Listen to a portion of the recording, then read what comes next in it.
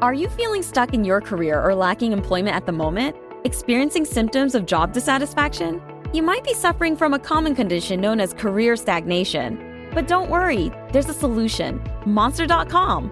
Monster.com offers a comprehensive suite of career-boosting tools designed just for you. Our free resume review and AI interview prep tool will help you stand out from the crowd. Need more guidance? Dive into our career advice articles for expert tips and insights. And don't forget to check out our salary tools to ensure you're getting paid what you're worth. Side effects may include a new job, increased confidence, and a brighter future. Consult Monster.com today and take the first step towards your new career. Ready for your next job opportunity? Visit Monster.com now.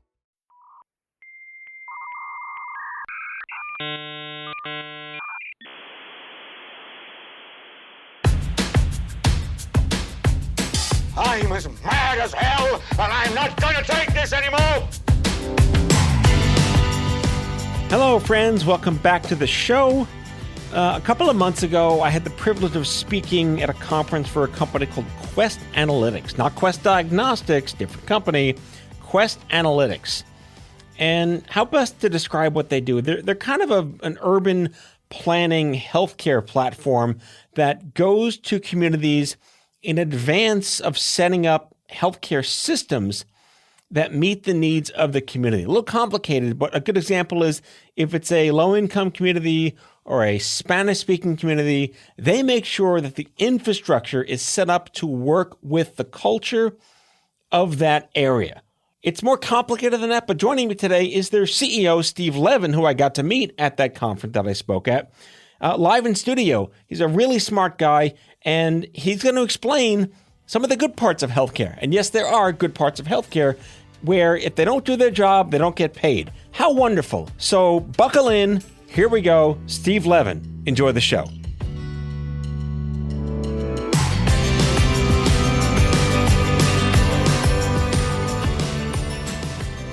Steve Levin. There I am. Welcome to Adaptations. Happy to be here. Long time coming. Thank you. My first question is only Harvard and Yale? Harvard and Dartmouth. Oh, I never. Yale's always a company. I ruined it. New Hampshire. New right? Hampshire. Yeah. Hanover and Boston. That's right. Yale was always sort of a family ambition, but we never got there. Okay. Your parents must be very disappointed. Well, they're finally happy now. We actually have a doctorate in the making in the family. Oh, really? Who's that? My youngest son just started at Columbia. We're pretty excited about that. Good for him. What kind of doctor? One that helps people. Okay. That's a good doctor. Yeah. He doesn't know yet, but it's been great. We're very excited. Is he your only? No, we get two. I got another one. He's not a doctor. No. Yeah, my twins are 13, and we clearly know which one's going to do this and which one's going to do that and which one's not going to do this. Yeah. So, no, it's great. And it's someone who's been in healthcare for over 2 decades. To have somebody finally in sort of delivery and clinical engagement is pretty interesting and eye-opening and cathartic. So I always ask executives in the business for a long time, did you ever work retail in high school? I was a busboy. I was a waiter for many years. I was a stockkeeper in different times. So I haven't actually worked retail, but I've done other things. I was a busboy. Oh, yeah. Only the best. Did you have the little crummer and you crumb the tables too? My restaurant was not quite that high end. Okay. Mine was more like, can you pick up the chicken fingers under the table, please? Got it.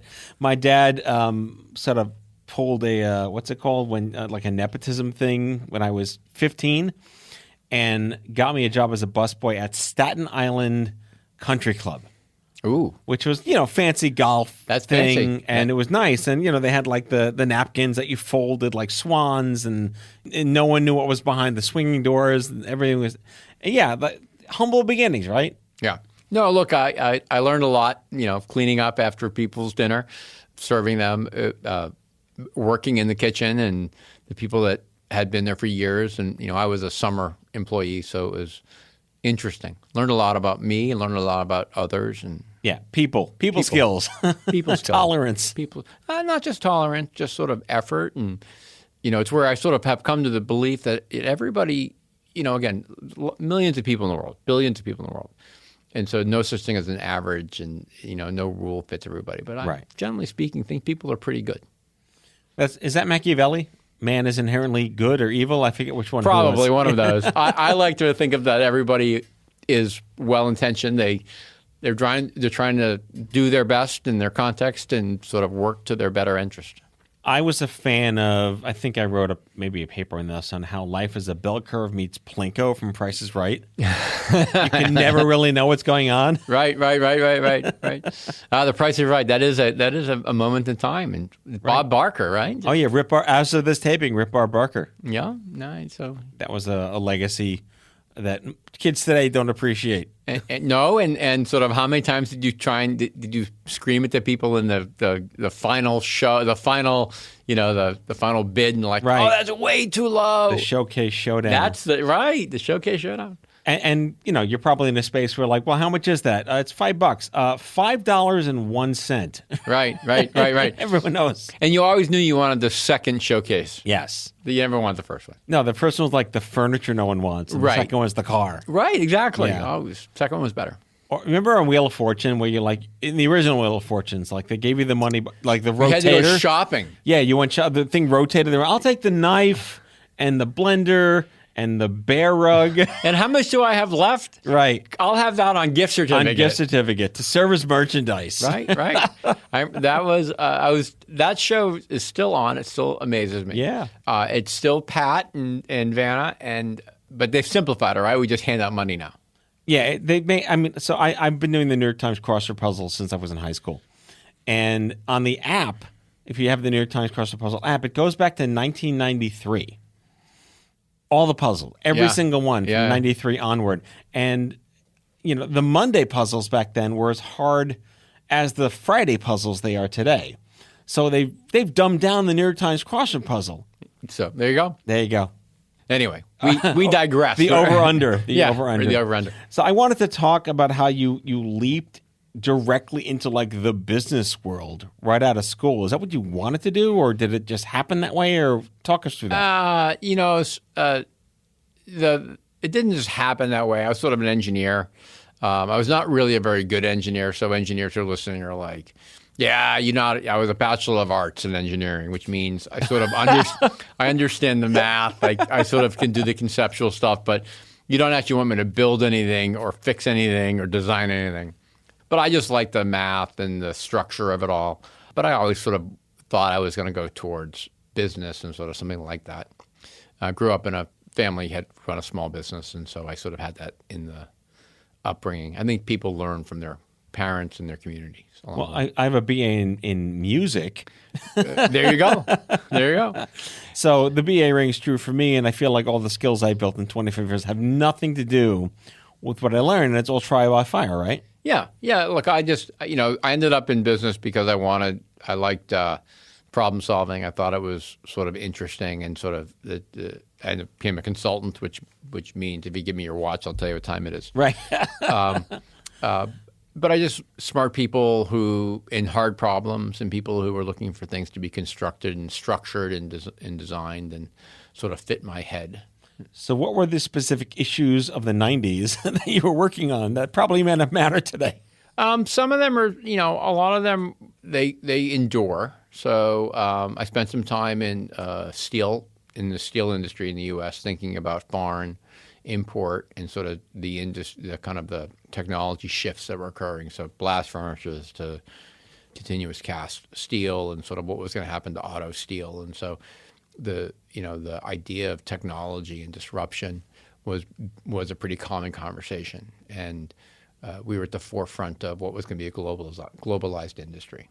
And then so the issues are the context may be different, right? It wasn't digital; it was analog, but sort of the issues were similar. Tell me you had Lotus Notes. Oh, at one point I remember we had a model. We were trying to build an Excel spreadsheet model that was so big.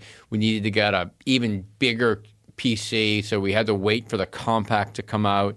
We had the 586, not the 486. Exactly. And, traveling around America with floppy disks. How many, fax paper? Is it the waxy fax paper? The smelly fax paper or the paper wax paper? Right, exactly. Yeah. So that journey was, and payphones in airports. So if you're around, right? So a calling card you had and a payphone, and be a line of the wall of payphones and people waiting to get on and doing voicemail. Yeah. 557. That means advance to the end and delete. Can you imagine COVID back in the payphone era? Just right. No one wins. Right. But you know, I'm an old guy. So we faxes, payphones, calling cards, dial-up. Yeah. Right. Yeah. That one. Who's gonna want? Why would I want to get internet at home? It's so slow. Yeah. It's faster to go to the images, library. like downloading like by pixel on your screen. Right. I was somebody on the radio recently was telling the story of how they used to take pictures and download them, and they'd print them, and it'd be like, zzz. Yeah, dot matrix for the win. Yeah, print shop. Right. And 22 minutes later, they got a picture of them on the school fence. Yep. So my consummate '90s old school pre-tech story is that I was my first MRI was done on day X, and my mom and I went out to lunch afterwards, and we got home, and the answering machine was blinking, and that's how we knew to go back and see the radiologist. Right. I remember that. Yeah. Answering machine was blinking. Old school. And now my kids today are like, "Oh, Dad, the floppy disk is the save icon." You notice that? Have your kids tried a typewriter? Not a typewriter, no. Have you tried to dial on a rotary phone? Me personally? Yeah. Yeah, sure. In the last year or two. Oh no, I need to do that. You should try it. You will fumble mightily.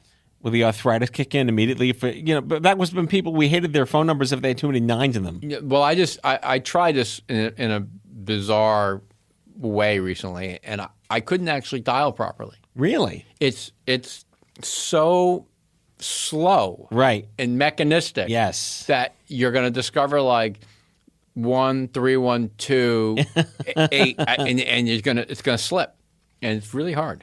My phone number growing up was 984-7176. A lot of heavy numbers over 5. No one liked dialing my number. Right, and then exactly. And how many phones had cords? Right. Did you grow up with the wall phone that had the long cord? We had the yellow rotary phone, and the cord was about 50 feet long and tangled, but it reached upstairs to my bedroom. That was the one. Which I think you'd walk through and you just like collapse when you didn't see it and you fall on the floor. Right. So now we've just certified to everyone listening that we are old. We are old. Right. It's like if there was a Instagram shot of like Joe and Natalie and Tootie from Facts of Life, and they were like 65 years old, and it said, "If you know who these people are, you have arthritis." Yeah, I'm not going there. I don't ever want to look at anything other than in the original form. Yeah. What's your astrological sign? I'm a Virgo. Okay. Do you fit the Virgo profile? I don't know what is that? Virgos, I'm reading from the internet, folks. The internet. Virgos are logical, practical, and systematic in their approach to life. The Earth sign is a perfectionist at heart and isn't afraid to improve skills through diligent and consistent practice. So far, it's pretty good. That's like your poster. So far, it's pretty good, right? Pretty accurate, universe. Right. Thank you very much. Right? That's pretty good. So what are the shortcomings? So Virgo's biggest weakness, again, according to the interweb, is the desire to reach perfection. I'm a person that doesn't fit me. I'm more of I should know where I'm trying to go, but like don't let perfection get in the way of progress. Yeah. Virgos invest too much time and energy in focusing on minor details that they can't get into mainframe or bigger picture. Not you. Yeah, sometimes. Yeah, you're Virgo-ish. I can be annoying. That's fantastic. So why healthcare? Right, you meandered across this. I didn't start here. Yeah. I fell into this. I was doing steel and aluminum and other things, consumer product stuff, and ended up having some of the work I was doing around consumer marketing and segmentation had relevance in a healthcare context. So things around targeting and optimizing sort of how to think about workflow, so segmentation. And somebody asked me to do a little work to take this sort of intellectual concept and apply it in healthcare. And that was the beginning. So I leave, they call me and they're like, you could be interesting on this problem, and are you interested in it? And so it was interesting enough that I said, sure, why not? And so I left the consulting gig and I started this other company, which was around data analytics for the financial systems inside of health systems. That sounds ahead of its time. It was early. We were absolutely at the front edge of the world of thinking about analytics and consumer engagement and how to use data, big data, and all that sort of good stuff. So yeah, this was like kind of 2007, 2008, which is a long time ago, although Yes. it seems like yesterday. In a sense, yes. In a sense. But yeah, so we were probably 5-7 years ahead of our time in healthcare. We were 20 years late compared to consumer credit, Right. compared to finance, compared to marketing. But in healthcare, we were early. It harkens back. I was plucked out of the ether by Google Health in its first ideation. Yeah, Like, yeah. a gentleman named Adam Bosworth. Yep. You know Adam. And I was like, why am I here? But they wanted like patients. There was like 3 other patients, leader patients, not like Yeah. plucked off the street people. And it was fascinating to see how it failed because there was a lot of assumptiveness that, people trust Google. No. And now they're like under antitrust laws at this point. I'm not close enough to the Google story. Healthcare is really hard. Yes. It's big and it's hard and it's personal. Yeah. It's very easy to kind of read a newspaper article. For me, like I always read a newspaper article or read a newspaper in the news, and I separate the sort of the story from like there's a level which is at the social level, like, oh my God, how could this happen for millions of people or whatever? And then there's the part of me which is like, if I was one of them, if that was my kid or my brother or our next door neighbor or our town. And healthcare is really complicated that way because all the statements are about millions and millions of people and trillions of dollars. Yep. And then the other side is like, no, it's my son and his broken arm. Yep. Well, we're going to deconstruct more with Steve Levin, the CEO at Quest Analytics, after the break. With these messages from Wegmans? I don't know. Who's the ad this time? All right, we'll be back in a sec.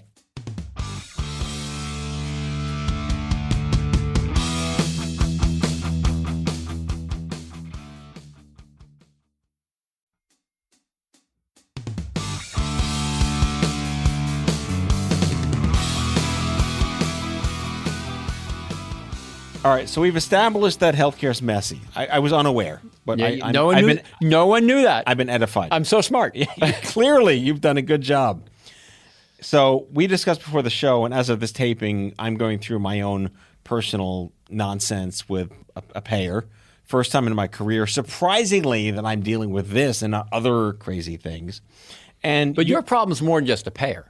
No, your problem is a system problem. It's Yes. the way certain choices were made, what it's put the payer, the context the payer's now in. Right, like why did they make this decision? Right. Can you trace the cord back? Who are you mad at? Right, like who you mad at, and lots of people in this chain. I mean, I think saying don't hate the player, hate the game is almost too broad of a brush. I'm not saying you can't hate the player, Right. But I'm just saying like it's really complicated. No, like we're just going to keep going back to it's messy. So in my case, I was denied one of my critical medications that I've been on for 1 million years now because, again, the system was responding to a formulary agreed to by an employer, unbeknownst to my wife, who's my plan. And that decision, as angry as I am about it, wasn't really their fault because they're following the rules of the contract the employer signed. But it's personal and it's really painful. Yes. Life-threateningly painful. Yes. It's Right. endangering the welfare. It's violating Hippocrates, all these things. All these things. And do you think that the clinicians want to do that? Well, that goes back to, these are doctors who take the Hippocratic Oath and they have to follow these best practices. But at the end of the day, if there's harm being done, how do you balance that even though you're following directions? I think they have to again, I'm a believer that people want to do well. And in the system, look, there's bad actors and there are bad outcomes and there are bad events everywhere.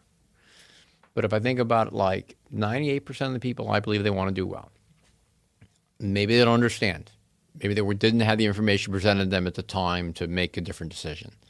Maybe it's the system doesn't allow them to make a different decision, and they don't know how to ask a different question. But I don't believe any clinician wants to do harm. I don't believe that.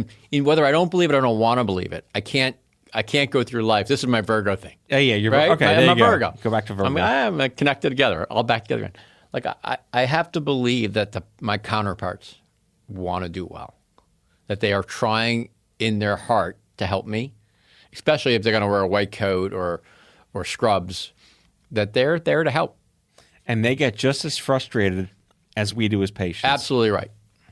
And we all watch the TV ads where the drug companies show happy people, or the insurance ad where the insurance agent helps. How many times has Captain Chaos ripped down the path, right? I know. Right? I know. Like, so I don't think any of these organizations want to be malintent, generally speaking. Well, you said like if 99% of people are good actors, 1% of 8 billion is a lot of people. Right. And it's really the system, healthcare is really personal. Your situation is not like anybody else's. And so the process and the rules and the protocols, which are meant to help guide people dealing with thousands of people, Right. may not have considered your one spot. Well, that's also the thing. It's personal. It's life and death. But we don't get this upset with cars because, like, how dare Toyota, jack up their mileage to fool the government's? Sure, you do. How many times, do you read the newspaper about Toyota? I bought the car, and they said the dealer told me this, and it was really that. Or the car, they've changed the battery cases. I mean, I think everybody just, all products and all services have edge cases. Yeah. I just think healthcare. Somebody told me a long time ago, is healthcare a right or a privilege? And that, is it a mission or a margin? Right. And health, because it's life and death, literally life and death. I think on the margin, the friction and the gaps and the problems are just bigger. It's so different to take the emotion out of it and really look at it as a practical clusterfuck instead of, Oh, can I swear on this show? You can say what the hell you want, my friend. Have you heard my show? But that's really what it is. And where you want to balance your take on malevolency against greed and corporate interests and personal well-being and social justice, it's a mess. It's a Jackson hard. Pollock painting. No, it is. But are nonprofits better than for-profits? Depends. Depends. One's a health system, one's a cancer charity. Same health system. Yes. We've got health systems that are all the same. Yep. There are some that are for-profit, some are not-for-profit. We've got insurance plans. Some are for-profit, some are not-for-profit. Is one better than the other? Right. Not necessarily. When you get into it, it's not the tax structure, and it's not the ownership. It's the people, and it's their ability to kind of enable and deliver and answer and be empathetic. Right. Right. So what's your take on something like the No Surprises Act? Because most people don't even know what that means, and there's a lot of communication now for maybe the awakened patient that you go to Kroger's or Wegmans, you make sure the orange juice costs what you paid for it. No one knows to do that at their hospital. Is a federal protection a stopgap? Is it put gum in a leak in the dam? What's your take on this? There's a lot of what I would think of in this realm. I'm going to broaden it beyond No Surprises. So I think that the government at the moment, state, federal, a bunch of them are saying, look, we want to make the information more transparent. We want everyone sort of and take the consumer out for a minute because it's going to be a journey towards the consumer. Right. But at the moment, the government's saying, look, a lot of this information really matters, and it's been trapped. And it's been trapped and siloed and held, and the government's saying, look, we just think it needs to be presented and brought forward, whether it's contracted rates, whether it's who's in network, who's out of network, what procedures would be covered or wouldn't be covered. And so they're not saying what the answer is. They're just saying, look, let's make it visible. And then there's going to be a whole architecture, whether it's Quest or lots of other companies who are going to take this information and sort of structure it and make it useful. It's going to make it useful for members and consumers. Like, well, that tees up, going back to what I learned when I spoke at your event, having no understanding of that part of the pool, right? My interpretation of what you guys were doing was benevolent in the sense that you identify a market that needs infrastructure and you build infrastructure based on the needs of the market so you can get paid to do the job. Our simple mission in life at Quest is to help America get access to great healthcare. And we have a simple mission, which is help great health networks be formed, help providers join them. So a network, everyone thinks of a network as a directory, but if I step away from the sort of that thing you interface with, right, the network is it is the providers that are available to serve you, and it's whether they're orthopedists in hospitals or home health and dentists, it's orthopedists, it's whatever. It's all these clinicians that are meant to help you. That's the network, and they're sprinkled all over the geography. But you're identifying that in this community, there's this culture, there's that perspective. We're thinking about there are these politics. Our simple job is to help people that are organizing insurance plans. Could be a provider, could be an employer, could be an insurance company, could be the government. To say, look, this is the population in that market. This is where they live. This is sort of some of their kind of demographics and sort of context. What would be a high performing, I use that word, I mean, like, what would be a compelling healthcare network? Where should I have, and where should I make sure I've got doctors' offices? How far? I don't want to put all the primary care people on the wrong side of the zip code, and everyone has to drive 30 miles to get to it. That's not helpful. Right. So where do we put them? And do I need people in certain communities that are people of color, black doctors? Do I need Spanish speakers over here?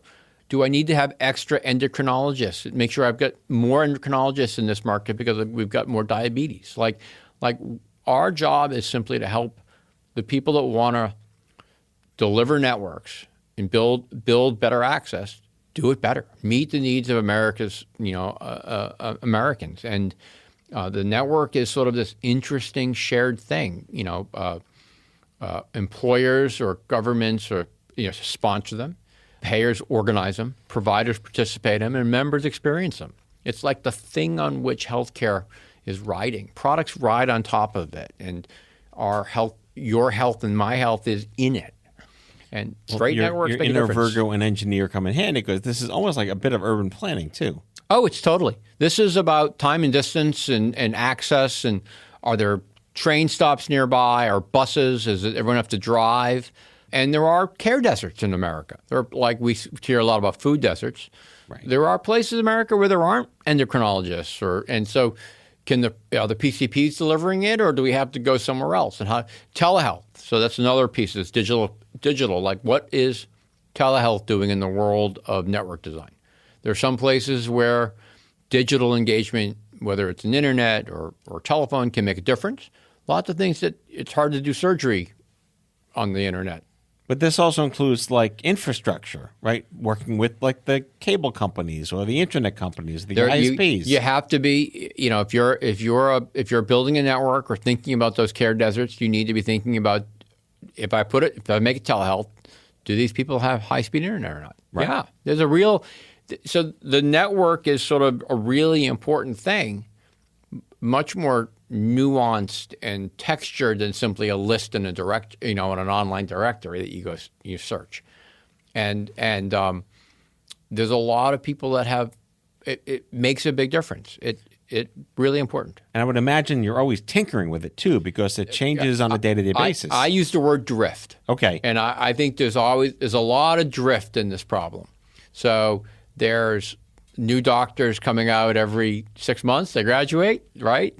We've got doctors retiring. We've got doctors' offices that merge and relocate, like that. Your pediatrician that used to be down next to the Toys R Us. Right. That office closed because they raised the rent. Hang on, Rip Toys R Us. Yeah, I'm sorry. Okay. I'm sorry. That pediatrician that's down next to Bed Bath & Beyond. Yep. Oh, that's another one. That's gone Jesus. too. Pick something relevant. Container store. Okay. Done. We've all got a container store, Yeah. right? But the pediatrician that's next to the container store, that's not there anymore, Right. They moved because the rents got too high because the container store was too lucrative. So now they're around the corner next to Dave & Buster's. But in the directory, that information needs to be updated.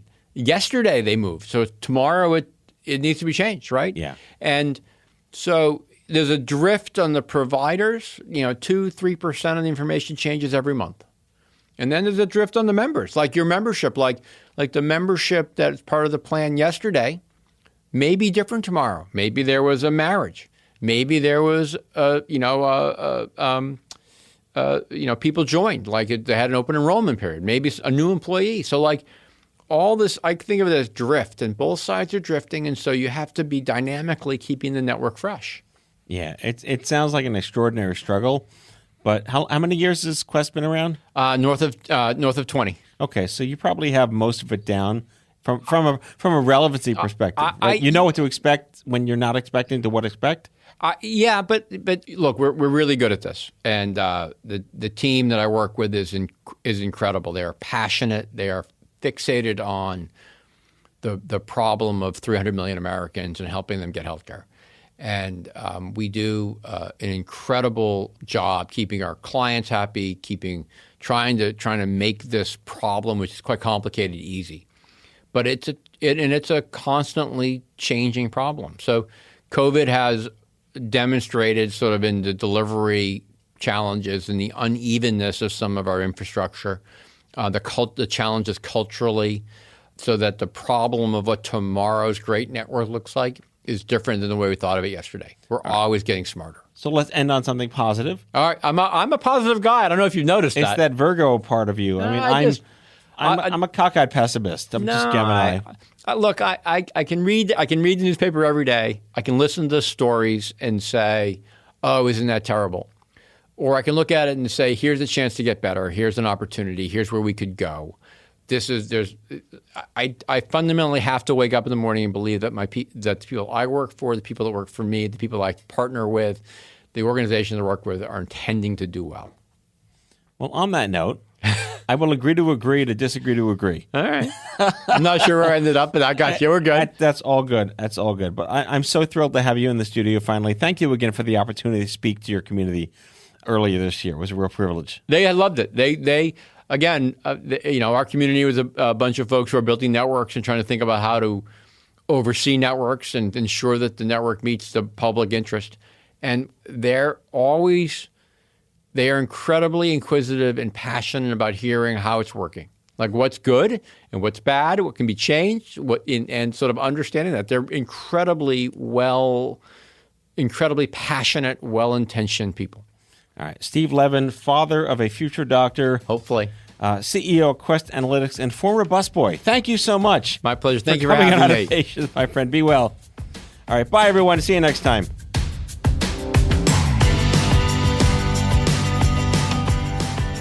Out of Patience with Matthew Zachary is an Off-Script Health production. The executive producers are Matthew Zachary and Andrew McDowell. It's mixed and edited by Kyle Moore. If you like the show, ratings and reviews are always welcome. Leave us a message anytime at 855-AUDIO-66. That's 855-AUDIO-66 to share your healthcare shitness with us, and we might just play them on the air on a future episode. For more information about this show and Off-Script Health, visit offscript.com. That's offscript, no T.com.